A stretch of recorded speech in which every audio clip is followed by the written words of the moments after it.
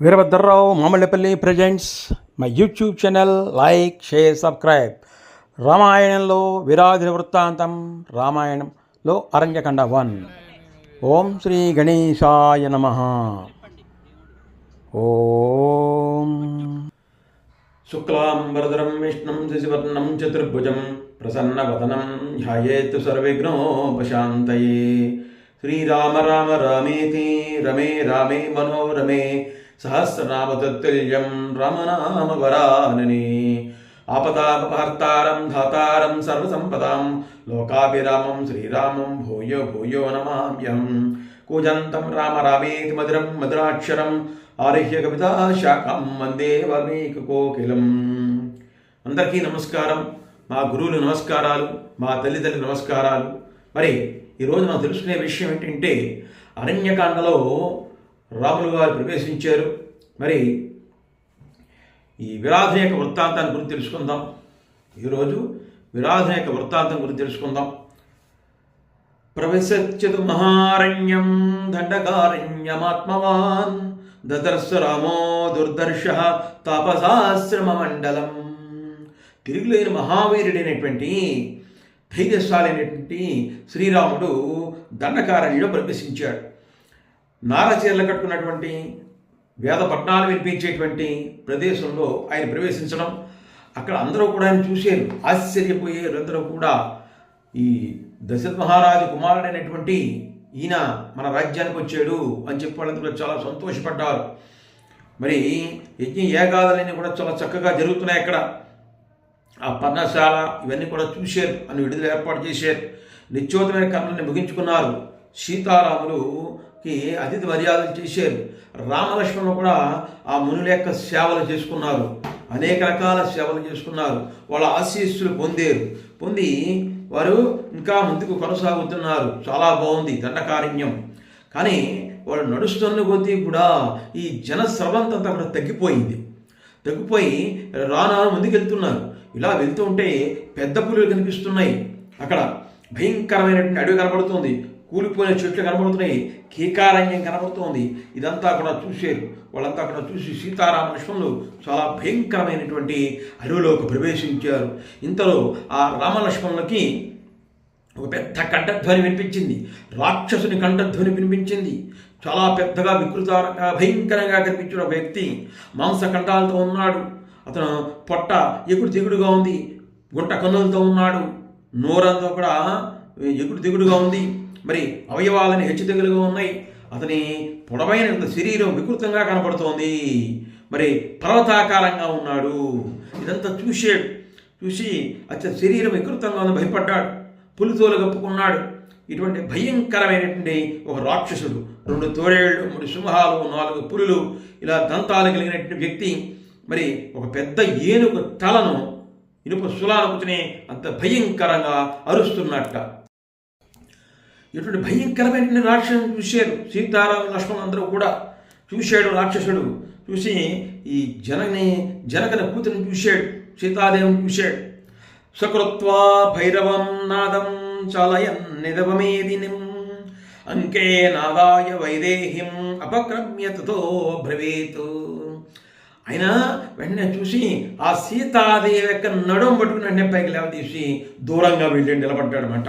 నిలబడి, మీరిద్దరు ఎవరో మునుల వల్ల వేషాలు వేసుకుని ఈ అడవిలోకి వచ్చారు, పైగా మీ చేతిలో ఈ ఆభరణాలు ఏమిటి, పైగా ఈ దండకారణ్యంలోకి వచ్చారు మీ అందరూ కూడాను, ఏమిటి, ఎందుకు వచ్చారు మీరు, ఇక్కడ మీ పని ఏంటి అని చెప్పి వాళ్ళ మీద అనేక రకాలుగా ఆయన మాట్లాడడం జరిగింది. అవన్నీ కూడా రామలక్ష్మణులు వింటున్నారు, భయపడుతున్నారు. వీళ్ళే భయపడుతున్నారు నగాకారాన్ని చూసి రాముడు భయపడ్డాడు. ఏమిటి, నన్ను అడవులు పంపిందే కాకుండా ఇందుకోసమే పంపిందా ఇంత భయంకర అరణ్యానికి అని రాముడు భయపడుతుంటే, ఆ రాముడికి లక్ష్మణుడు ధైర్యం చెప్పాడు. అన్నా, నువ్వు అలా ధైర్యం తెచ్చుకోవాలి, ఇలా ఉంటేలాగా మనం తిరగబడాలి అని చెప్పాడు అన్నమాట. వెంటనే ఆ రాక్షసుడు కనిపించాడు. ఎవరో అని చెప్పి వీళ్ళు అడిగారు. అడగగానే చెప్తున్నాడు, నేను జయుడనే రాక్షసుని కుమారుణ్ణి, జయుడు అనే రాక్షసుని కుమారుణ్ణి, మా అమ్మ పేరు శతహ్రద అని చెప్పాడు. శతహ్రద ఆ భూతలంలో ఈ రాక్షసులందరూ కూడా నన్ను విరాధుడు అని పిలుస్తూ ఉంటారు అని చెప్పాడు. నేను తపస్సు చేశాను, గొప్ప తపస్సు చేశాను, బ్రహ్మగారు మెచ్చుకున్నారు. నా ఘోర తపస్సు మెచ్చి నాకు శస్త్ర అస్త్రములతో దీనితో కూడా నాకు మరణము లేదు అని చెప్పి వరాన్ని పొందే నేను, ఎటువంటి ఆయుధములతో నన్ను చంపలేరు ఎవరు కూడాను, అటువంటి నేను వరాన్ని పొందిన బ్రహ్మదేవుడి చేత అని చెప్పడం జరిగింది. ఈ రకంగా బ్రహ్మదేవుడు వరం వల్ల నేను ఈ అరణ్యాలందరూ చంపు తింటున్నాను, మీరెవరో అని చెప్పగానే మీరు చెప్పారు, మీ దశరథ మహారాజు యొక్క కుమారులం రామలక్ష్మణులం అని చెప్పారు. చెప్పినారు, వినిపించుకోలేదు. అతను వినిపించుకోకుండా వెంటనే రాముడి 7 బాణాలు వేశాడు. బంగారు పిడులు కలిగినటువంటి 7 బాణాలు విడిచిపెట్టాడు అతని మీద. కానీ అతని శరీరంలోకి వెళ్ళిపోయి అవతలకి వెళ్ళిపోయాయి. నెమలి ఈకలు చుట్టుకున్నట్ట ఎవరు ఆ విరాధుడు చుట్టుకున్నాడు. అతని శరీరంలోకి బయటికి వెళ్ళిపోయి ఇవన్నీ కూడా ఏమీ చేయలేకపోతున్నారు. విరాధుడు దిక్కులు పెక్కటిల్లేట్లు మహావజ్రాయుధం లాంటి నూతనమైన శూలాన్ని చేతపట్టుకున్నాడు. పెద్ద శూలం చేతపట్టుకున్నాడు. మృత్యుదేవుల నోరు తెరుచుకుని భయంకరంగా అరుస్తున్నాడు. వీళ్ళని చూసి రామలక్ష్మణుడు కూడా చాలా భయపడుతున్నారు. విరాధుడు తన ప్రాణాలకుని శూలాన్ని చేతపెట్టి వాళ్ళపై విజృంభించాడు. ఎంతో బాణాలు వేశారు కదా, అవన్నీ పక్కన పోయి అన్నీ కూడా పెద్ద శూలం పట్టుకుని వాళ్ళ మీకు వచ్చేస్తున్నాడు అనమాట. భయంకరంగా వచ్చేస్తున్నాడు. మరి వెంటనే వజ్రాయుధ సమానమైనటువంటి ఆకాశం నిప్పులుగుచ్చినటువంటి ఆ శూలంతో ఈ 2 బాణాల మొక్కలు చేసేసాడు అనమాట. వెంటనే రామలక్ష్మణుడు నల్ల తాచువలే భయంకరమైనటువంటి వారు పెద్ద పెద్ద ఖడ్గాలతో ఆ విరాధునికి యుద్ధానికి వెళ్ళారు. లంఘించి బలంగా కొట్టారు. కానీ ఆ విరాధుడు అవి మీరు లెక్క చేయలేదు.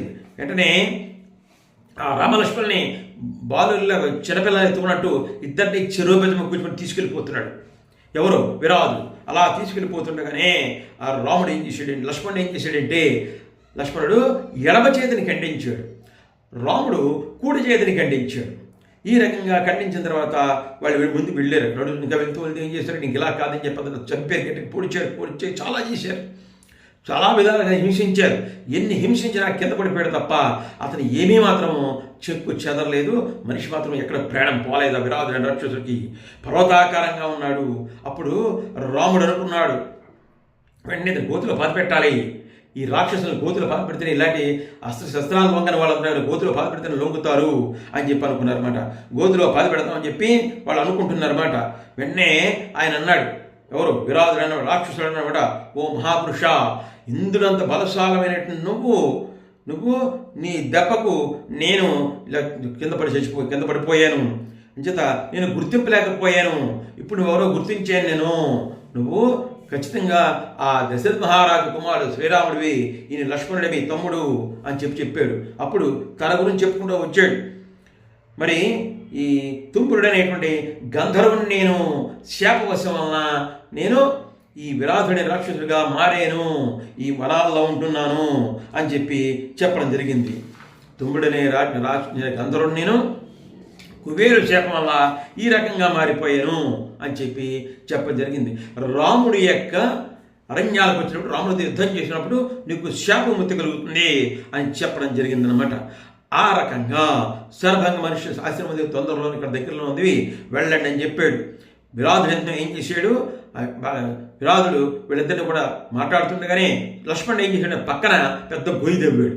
పక్కన పలుగు ఉంటే దాంతో పెద్ద గొయ్యి దవ్వాడు. పలుగుని తీసుకుని పెద్ద గోధు తవ్వి ఈ సీతారామ లక్ష్మణులు ఇద్దరు కూడా అతని గోధులోకి నెట్టేసి మట్టి మూసేసారు అన్నమాట. ఇలా కానీ రామలక్ష్మణుడు చేయగానే అతను చనిపోరు, విరాధుడు రాక్షసుడు అని చెప్పి వెంటనే విరాధుడు కొంత చనిపోయాడు అనమాట. అతనికి ఆ విధంగా శాపముక్తి కలగడం జరిగిందనమాట. అంచేత రామలక్ష్మణులు వాళ్ళని గోతులో పూర్తి చేసి మట్టితో పూర్తి చేశారు, అతను చంపేశారు. శస్త్రాలతో కూడా లొంగని వాళ్ళు ఇలా లొంగుతారు అని చేశారన్నమాట. ఈ రకంగా ఆ వనమంతా దాంట్లో ముయ్యగానే ఆ వనమంతా పెద్దగా ప్రతిధ్వనించింది. వనమంతా పెద్ద కేకలేసాడు విరాధుడు.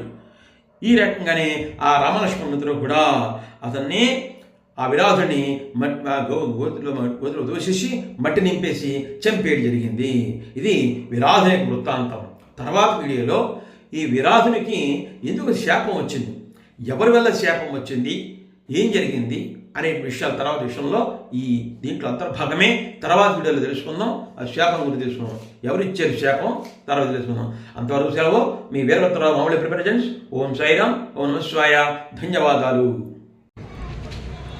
Veerabhadrarao మామల్లిపల్లి presents my YouTube channel. Like and share, subscribe. Continuously see my videos. ధన్యవాదాలు.